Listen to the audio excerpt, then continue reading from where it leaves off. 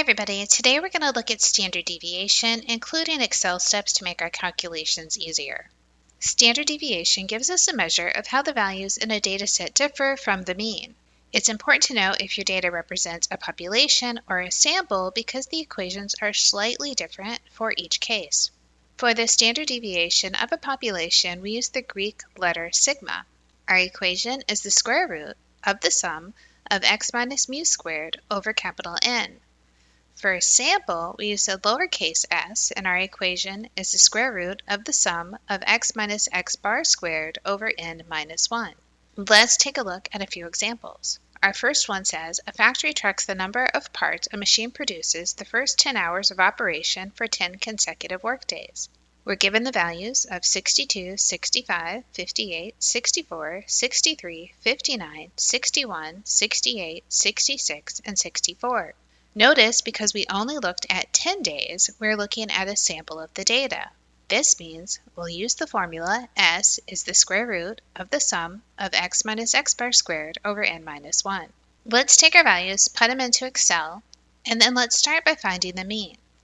I've typed in mean. I'm going to go into the cell beside it, push equals, and I'm going to type average with a parenthesis, and then I highlight my 10 cells.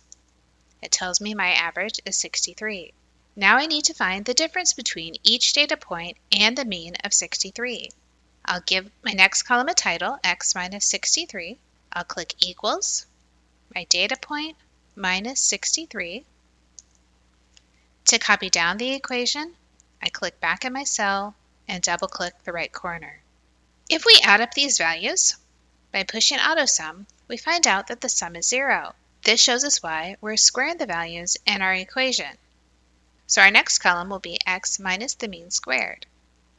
Let's click in our cell, push equals, click on my first entry, and let's square that value. To send down the equation, I double click the right corner, and then again, let's hit AutoSum.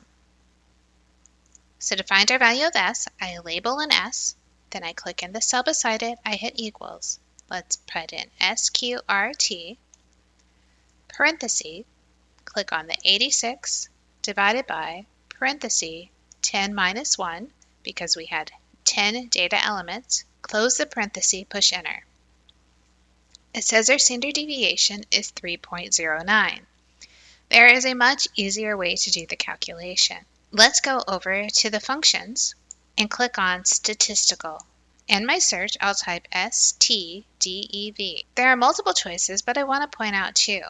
The STDEVP tells me we're returning a standard deviation for a population versus STDEVS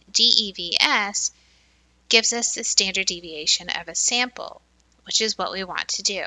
Once I've selected STDEVS, I want to highlight my values, push enter, and it also gives me 3.09. For comparison, let me show you that the standard deviation of a population gives me a slightly smaller answer. So I'm once again going to go to my functions. I'm going to switch to statistical. I'll type in the STDEV again, and this time I'm going to click on the P. I'll highlight my same data values, and notice it gives me 2.93. Now that we know the mean of our data is 63 and the standard deviation is 3.09, let's look at the dispersion of the data. We can include a real number line and indicate the mean of 63. Then we can add a data point for each of our data values and put them on our graph. When we look at one standard deviation from the mean, remember you want to look both above the mean and below the mean. For this example, one standard deviation of the mean is just under 60 and just over 66, which accounts for the data points 61, 62, 63, 64, 64, 65, and 66. Notice 70% of the data fell within one standard deviation of the mean. This gives us representation of how the data is spread out. If we add a second standard deviation above and also below, we now have all of the data within 2 standard deviations of the mean. This won't happen for all data sets. Each data set will have a different dispersion. But we do have some useful rules to look at how any set of data should be dispersed. Chebyshev's rule says for any data set, at least 75% of the data is within 2 standard deviations of the mean. At least 89% of the data will be within 3 standard deviations of the mean, and at least 95% of the data will be within 4.5 standard deviations of the mean. So why is this important? Standard deviation helps with quality control. A low standard deviation means we have a consistent product. In terms of risk management, standard deviation can point out differences in outcomes to highlight risky investments. And in decision making, standard deviation can help us compare data sets. Let me give you an example. Say we're considering buying a car. We search through online sources and find the following prices for the make and model of car that you want to purchase. So how do we decide a fair price to pay? Let's start by taking the values and putting them into Excel.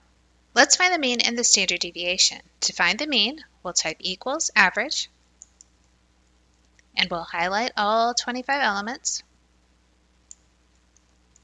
This tells us the mean price of the car is $32,348. To get the standard deviation, I click on my cell, I type equals, and as we start typing STDEV, you'll see the choices pop up, and remember to click on S because we have a sample. We'll highlight our 25 values, and it gives us a standard deviation of $4,764.19.